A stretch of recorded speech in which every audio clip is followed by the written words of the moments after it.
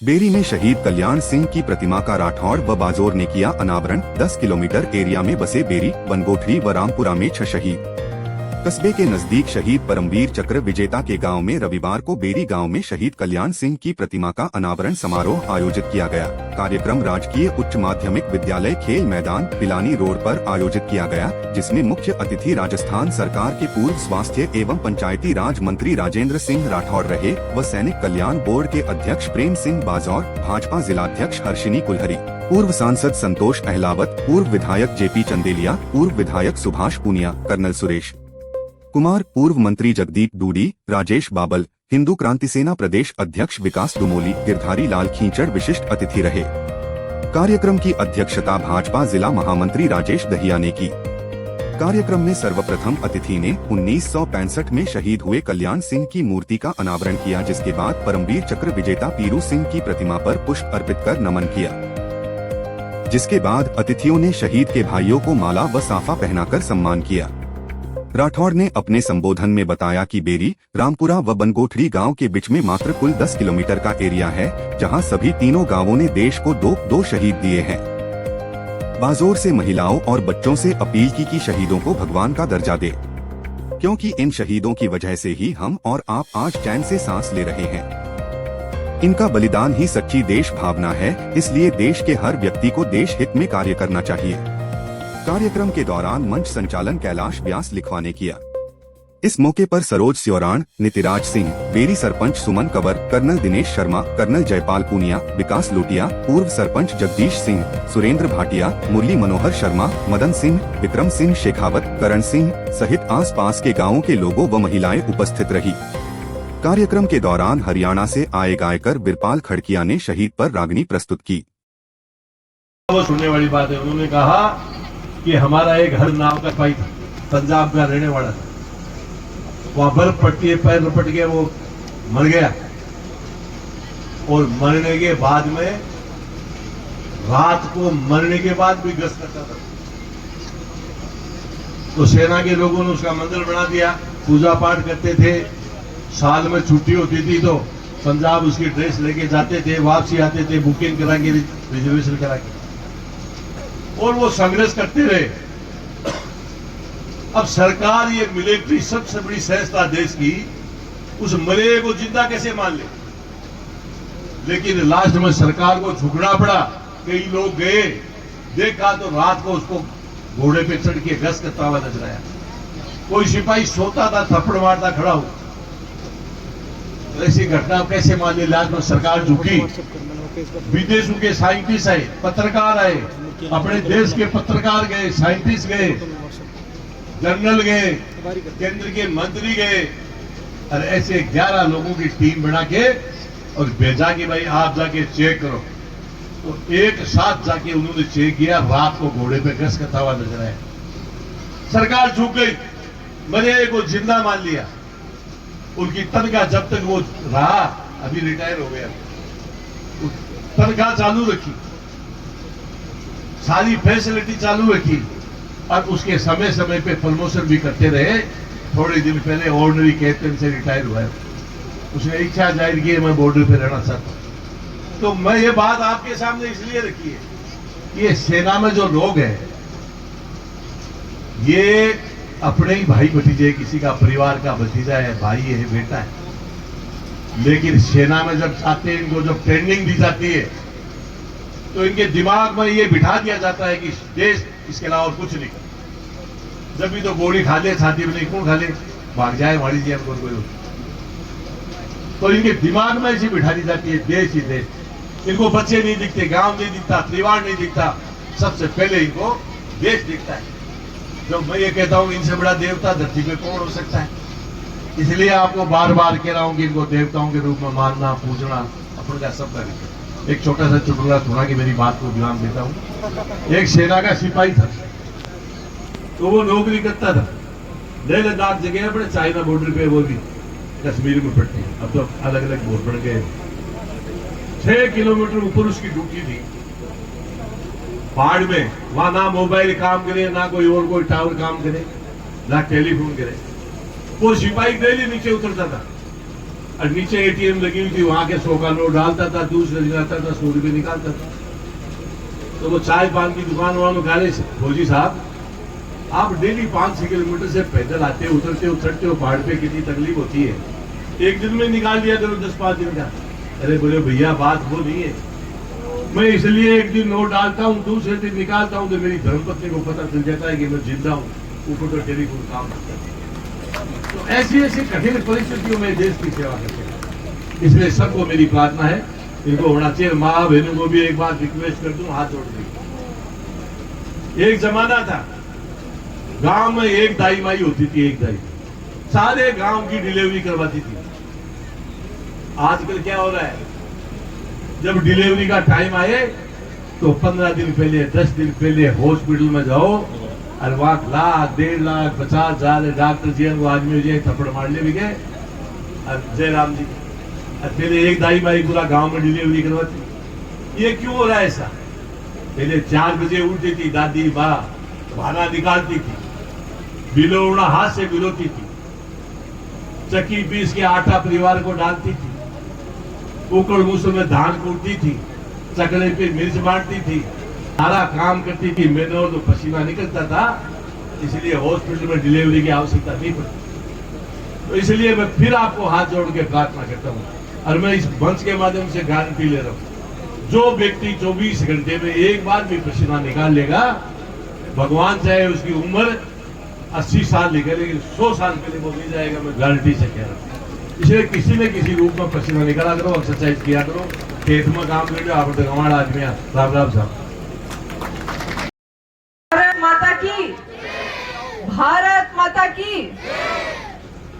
आज अमर शहीद लांस नायक कल्याण सिंह जी शेखावत जी के मूर्ति अनावरण कार्यक्रम में सबसे पहले तो मैं कल्याण सिंह जी शेखावत जी को नमन करती हूँ। परमवीर चक्र से सम्मानित पीरू सिंह जी को नमन करती हूँ। और आज मंच पे पधारे हमारे आज के मुख्य अतिथि महोदय हमारे पड़ोसी जिले से आते हैं, राजस्थान के विधानसभा में प्रतिपक्ष नेता के रूप में शानदार जोरदार तरीके से अपनी बात रखने वाले आदरणीय राजेंद्र जी राठौड़ साहब, विशिष्ट अतिथि के रूप में जो हमारे राजस्थान में ही नहीं बल्कि पूरे भारतवर्ष में शहीदों के सम्मान के लिए मूर्तियां बनाते हैं, सैनिक कल्याण बोर्ड के अध्यक्ष प्रेम सिंह जी बाजोर साहब, आज के कार्यक्रम की अध्यक्षता कर रहे राजेश जी दैया, पिलानी विधानसभा के पूर्व विधायक आदरणीय जेपी चंदेलिया जी, सूरजगढ़ विधानसभा से पधारे पूर्व विधायक सुभाष पूनिया जी, जयदीप जी टूडी, यहाँ की प्रथम नागरिक सरपंच महोदय आदरणीय सुमन जी, प्रदेश कार्य समिति सदस्य आदरणीय विकास, एससी मोर्चे के अध्यक्ष सुरेंद्र जी भाटिया, महिला मोर्चा की अध्यक्ष श्रीमती सरोज जी शौरान, उदयपुर वाटिल से पधारे कुबेर सिंह जी, पूर्व प्रधान गिरधारी जी, झाजड़ी जी, विनोद जी, नीतिराज जी, संदीप जी, मंचस्थ अतिथिगण और मेरे समक्ष विराजमान बड़ी संख्या में पधारी मातृशक्ति, पितातुल्य बड़ों, युवा बहनों, भाइयों, प्यारे बच्चों, आप सबके कार्यक्रम में स्वागत करती हूँ। शहीद के समस्त परिवार को मैं नमन करती हूँ, क्योंकि बहुत बड़ा ये कोई माता जो अपने बच्चे को बड़े प्यार के साथ, बड़े वात्सल्य के साथ पाल पोस कर बड़ा करती है और ये सपना देखती है कि मेरा बच्चा सेना में भर्ती हो, बहुत बड़ा जिगर चाहिए। और जब ऐसे परिवार से कोई व्यक्ति हमारे बीच से चला जाता है, जो हमारे सामने हमारे समाज से पला बड़ा हो, हमारे गांव में हमारे बीच में ही रहकर सेना में भर्ती होते हैं, तो बहुत बड़ा दुखों का पहाड़ सा आ पड़ता है जब वो व्यक्ति हमारे बीच से चला जाता है। उसके परिवार, उसकी पत्नी, बहनें, बच्चे, भाई समस्त परिवार पे दुखों का पहाड़ सा टूट पड़ता है।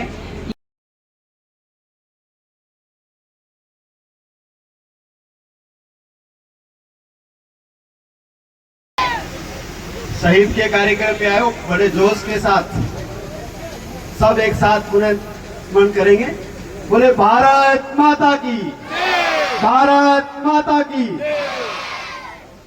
आज के इस कार्यक्रम में हम सबके मध्य मुख्य आकर्षक के रूप में पधारे राजस्थान के ऐसे नेता जो किसी पहचान के मोहताज नहीं है, विधानसभा के पूर्व नेता प्रतिपक्ष और पूर्व कैबिनेट मंत्री रहे हैं और ऐसा महसूस ही नहीं होता है कि चूरू से हैं या झुंझुनू से हैं। हर महीने इनका कोई न कोई कार्यक्रम झुंझुनू होता ही रहता है। साथ में पधारे एक ऐसी शख्सियत जिन्होंने पूरे भारतवर्ष में पता नहीं कितनी मूर्तियों की स्थापना इन्होंने की है। तो एक बार मैं चाहूंगा ऐसे दोनों महान व्यक्तित्व को सम्मान देने के लिए सभी तालियों के साथ इनका सम्मान करना चाहेंगे। आप दोनों का इस वीर धरा पे शहीदों की भूमि बेरी में आपका बहुत बहुत स्वागत करते हैं, आपका अभिनंदन करते हैं। इन्हीं के साथ मंच पे विराजमान हमारे जिले की प्रथम जिला प्रमुख महोदय और साथ ही में झुंझुनू की भाजपा के जिला अध्यक्ष हासनी कुलेरी जी, हमारे भाजपा के महामंत्री के रूप में और पूर्व सांसद पूर्व विधायक के रूप में संतोष जी अहलावत जी, पूर्व विधायक सूरजगढ़ से सुभाष जी पूनिया जी, पूर्व विधायक जेपी चंदेलिया जी, हमारे पार्टी के सभी पदाधिकारी, महिला मोर्चा की जिला अध्यक्ष सरोज जी, यहाँ के मंडल अध्यक्ष और जितने भी पदाधिकारी पधारे, तमाम पदाधिकारीगण, माननीय मंत्री महोदय जी के साथ पधारे चूरू से सभी पदाधिकारी, जनप्रतिनिधि, डूडी जी साहब, पूर्व मंत्री महोदय और मंच पे विराजमान तमाम सभी जनप्रतिनिधियों का इस पावन धरा पे हार्दिक अभिनंदन करते हैं, स्वागत करते हैं। श्रीमती अबुल कमर जी पैदा हुए। आप 3 राजपुताना राइफल्स में 10 फरवरी 1961 को भर्ती हुए। आपका जन्म और भर्ती होने की 10 फरवरी तारीख है। 1965 के भारत पाकिस्तान युद्ध में आपने अपने अदब्य साहस, पराक्रम और वीरता के साथ लड़ते हुए भारत माता की रक्षा कश्मीर के पुंछ सेक्टर में 21 सितंबर 1965 को अपना सर्वोच्च बलिदान देकर अपनी माता व इस भूमि का नाम रोशन किया और भारत माता की आपने रक्षा की। ऐसे शहीद और के पिता ठाकुर स्वर्गीय श्रीमान सुगन सिंह जी भी स्वयं आर्मी में थे और उनके 6 पुत्र थे, 5 पुत्र आर्मी में थे। सुगन सिंह जी, कल्याण सिंह जी के पिताश्री खुद आर्मी में, 5 पुत्रों को भी उस वक्त मातृभूमि की रक्षा के लिए आपने सेना में भर्ती कराया। ऐसे वीर पिता को हम बार बार सैल्यूट करते हैं और शहीद के समक्ष हम उनके कृतार्थ भाव से उनको श्रद्धा सुमन अर्पित करते हैं। यही धरा परमवीर पीरू सिंह की धरा है। उसी परिपाटी को आगे बढ़ाते हुए नजदीकी ग्राम बेरी रामपुरा बोला जाता है, वहां भी 2 शहीद हुए हैं। आपके यहाँ 2 शहीद हैं। आप बेरी से सभी अतिथि बता दें, बेरी में 2 शहीद हैं। ये वो धरा है जहां की मिट्टी की जो गंध है वही मातृभूमि के बलिदान देने की है और यहाँ के वीरों ने मातृभूमि की रक्षा अपने बलिदान दिए हैं। आप सभी शेखावाटी से हैं तो सभी जानते हैं। अब मैं सम्मान की कड़ी में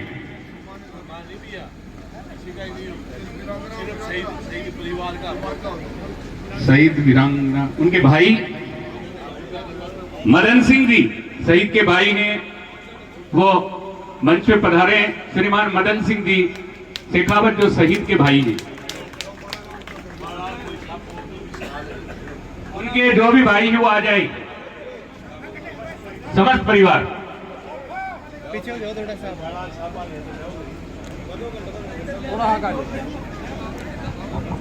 भाई थोड़ा पीछे आ जाओ यार, आपका नहीं फोटो करना।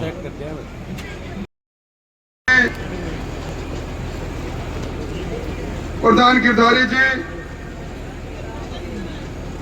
सईदी परिवार के और पूर्व सरपंच जगदीश जी, भाई सुरेंद्र मीठड़ी जी, बहन सरोज जी, कुबेर सिंह जी, रतन सिंह जी, संदीप जी, राजेश जी, आज इस वीर प्रसूता भूमि पर मेरे सामने विराजित, लंबे समय से विराजित शक्ति स्वरूपा माता बहना, बेरी के सभी सम्राट नागरिक वृंद, देश और प्रदेश की भावी आशा के प्रतीक बालक और बालिकाएं, अभी वीरपाल जी सही कह रहे थे,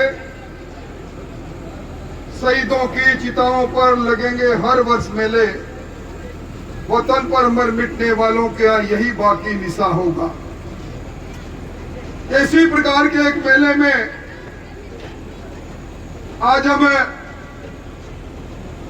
1965 में जिन्होंने अदम्य साहस किया, मां भारती के लिए अपने सीने पर गोली झेलकर मेरा रंग दे बसंती चोला इस दर्द पर अपना जीवन देने का काम किया, ऐसे वीर कल्याण सिंह जी को आज हम सब लोग याद करने के लिए आए हैं, जिनके पास फिरोज सिंह जी की प्रतिमा खड़ी है। हिंदुस्तान के सैन्य इतिहास में इतिहासकार कहते हैं, फिरोज सिंह जी को मालूम पड़ गया तो उनके साथी धीरे धीरे शहीद हो रहे हैं। बार बार समाचार आ रहे थे, मोर्चे से पीछे आ जाओ, पर ये शेर पीछे नहीं मुड़े। इन्होंने उस वक्त कहा, जब तक खून की एक एक बूंद है, इस धरती के लिए लड़ता रहूंगा। ये हमारा इतिहास,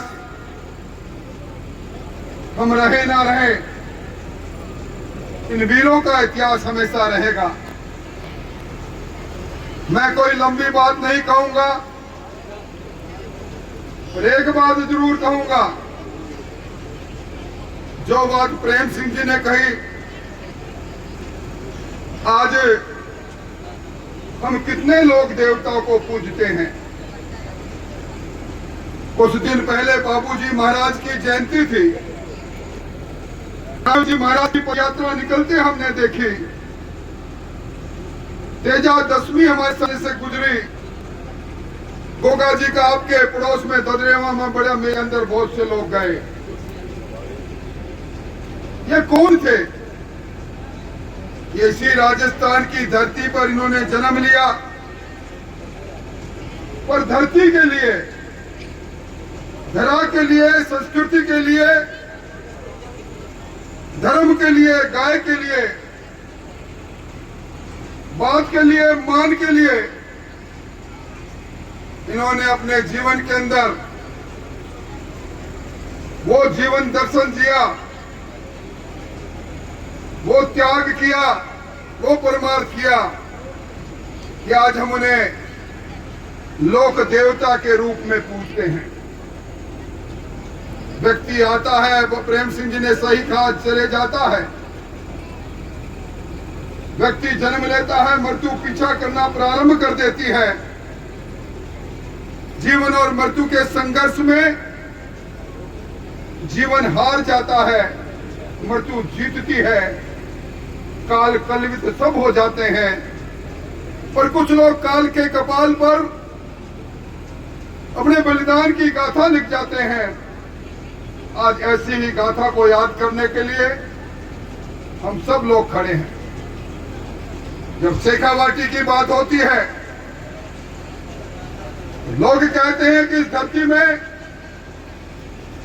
धरा पर मान और मिटने के लिए संस्कार मिलते हैं। माताएं अपने बच्चों को लोरी के अंदर भी वीरता की कुर्बानी की कहानी सुनाती है। बच्चा पैदा होता है, जिगर में बारूद लेकर पैदा होता है। वतन पर मर मिटना इस शेखावाटी की परंपरा है। पास में रामपुरा में शहीद, बेरी में शहीद। आप शेखावाटी के किसी गांव में चले जाओ, शहीद की प्रतिमा मिलेगी। जुझार जी के रूप में राजाओं के समय में, पितरजी के रूप में जिन्होंने अपनी संस्कृति के लिए जान दी, परमार्थ के लिए जान दी, उनके मंदिर देवरे मिलेंगे। मैं समझता हूं कि आज चाहे कारगिल का युद्ध हो, भारत पाक का युद्ध हो, ऑपरेशन शौर्य का भी हमने देखा। वो भारतीय सैनिक थे जिनके मन में दर्द था। पहलगाम में लोग घूमने गए, धर्म के आधार पर पूछ कर पति के सामने पत्नी को, पत्नी के सामने पति को गोली मार दी गई। ये बदला हुआ हिंदुस्तान है जिसकी चर्चा मुझसे पहले वीरपाल जी ने अपने गीत के माध्यम से कही। मोदी जी का हिंदुस्तान है।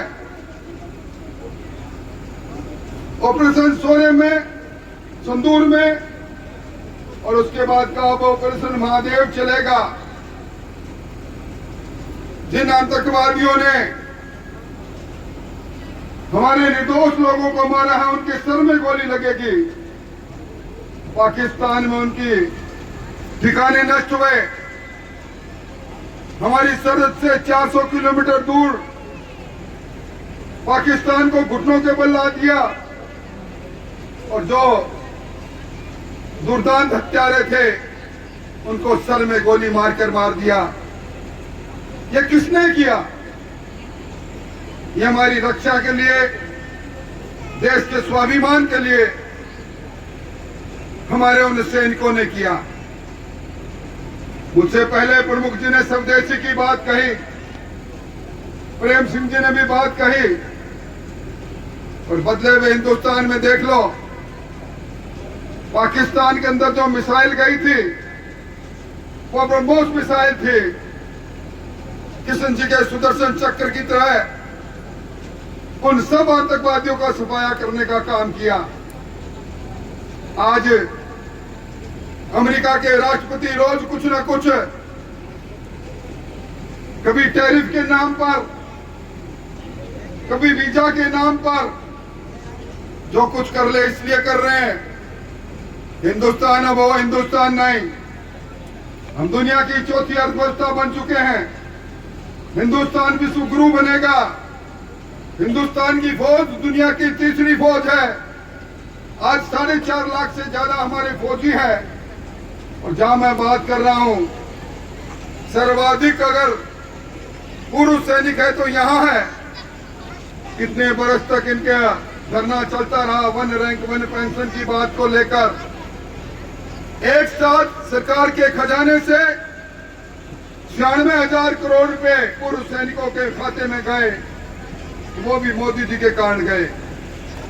मैं एक बात जरूर कहूंगा, जब हम शहीदों को देवता मानते हैं, इन्होंने हमारी सरहद पर हमारी भूमि की रक्षा के लिए जान दी। आजकल हम गांव से दूर होते जा रहे हैं, धरती से दूर होते जा रहे हैं, पूर्वजों की धरती को बेचते जा रहे हैं। शिक्षा के साथ साथ हमें यह भी संकल्प रह लेना चाहिए, मेरा गांव स्वर्ग है, ये बेरी गांव स्वर्ग है, रामपुरा गांव स्वर्ग है। मैं मेरी धरती को, मेरे पैतृक भूमि को नहीं बेचूंगा। मैं स्वदेशी तो अपनाऊंगा ही, पर मेरी धरती में भी सीना चीर कर जो अन्न पैदा होता है, वो भी मैं वही मोटा अनाज अपन पाऊंगा जिस पर हमारे पूर्वज जिंदा थे। मैं अभी आपने सिक्किम की बात की, बाबा हरभजन की बात कही, मैं प्रेम सिंह जी नाथूला की उस चौकी पर अभी जाके आया हूं। वहां सगत सिंह जी की कहानी, वहां सैनिकों की जुबानी सुनकर आया हूं। और उसी जगह पर हमारे यहाँ के पूर्व प्रदेश अध्यक्ष रहे ओम जी माथुर, जो वहां के महामहिम राज्यपाल है, मुझे बाबा हरभजन सिंह जी के उस मंदिर पर लेकर गए